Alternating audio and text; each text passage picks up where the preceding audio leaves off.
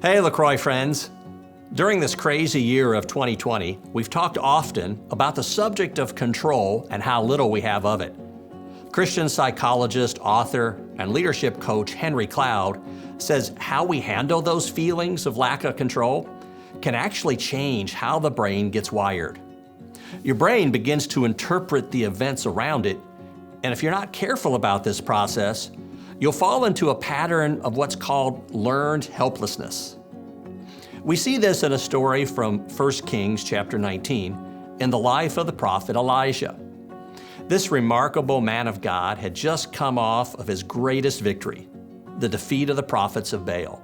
Fire fell from heaven, the crowd which was against him turned back towards God, and the cause of the Lord was vindicated. Then came a death threat from the king, and Elijah ran for his life into the wilderness.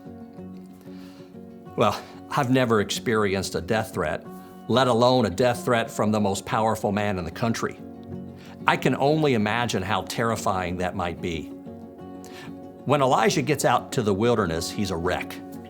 It says he came to a broom bush, sat down under it, and prayed that he might die. "I've had enough, Lord," he said. "Take my life. I'm no better than my ancestors." Then he lay under the bush and fell asleep. Later, when the word of the Lord came to him, Elijah says it's a hopeless cause, God's cause in the nation. The Israelites have turned from the Lord, the prophets have all been killed, and I'm the only one left. And now they're trying to kill me. It's kind of like the old poem we used to quote as kids. "Nobody likes me, everybody hates me, I think I'll go eat worms." Ever been there? Well, that's exactly where Elijah was. He was experiencing learned helplessness. His brain was interpreting the events around him, saying that it was all bad. It's the 3 P's at work. Henry Cloud says our brain processes the information that comes to us in predictable negative ways. First, it's personal. I'm a failure. Second, it's pervasive. The problem is everywhere and the whole world is going to hell in a handbasket. Thirdly, it's permanent. Nothing is going to change. It's going to stay bad forever. Can you see how that kind of thinking leads to helplessness and inactivity? Like Elijah, you run away, pray to die, and just lay on the couch. We've been through an incredibly hard year. The pandemic has disrupted our lives, and the ripple effects from it continue to rock our world. How you and I handle this is really important. You can lose hope, become cynical, and conclude there's nothing you can do.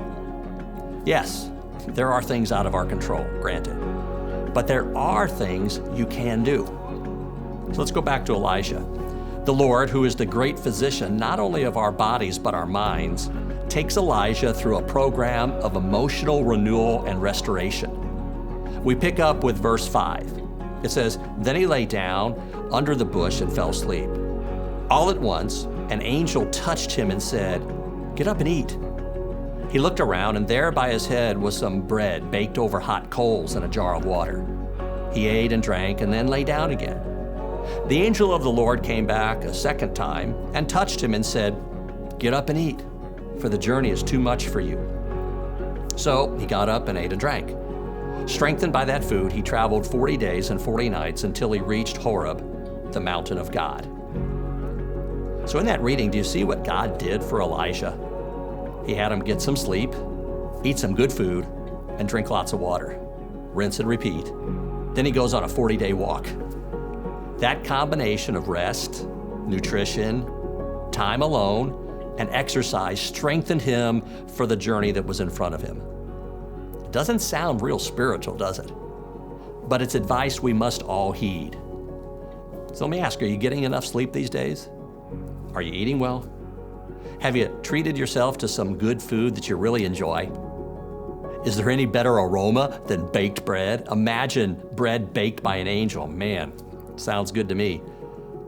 Well, in this year of endless crises, our first calling is to simply take care of ourselves.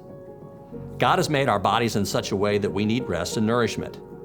Yes, these are stressful times, but the stress is magnified when we ignore self-care. In times of stress, it's even more critical.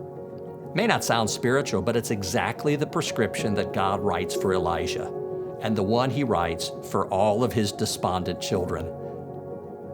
I'll continue this story next week to see the completion of God's healing process in the life of Elijah.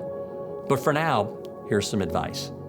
Fix one of your favorite meals, get a good night's sleep, drink some great coffee in the morning, go for a walk. Do that often enough, and you might find the dark clouds begin to lift. Go and be strengthened for the journey ahead of you.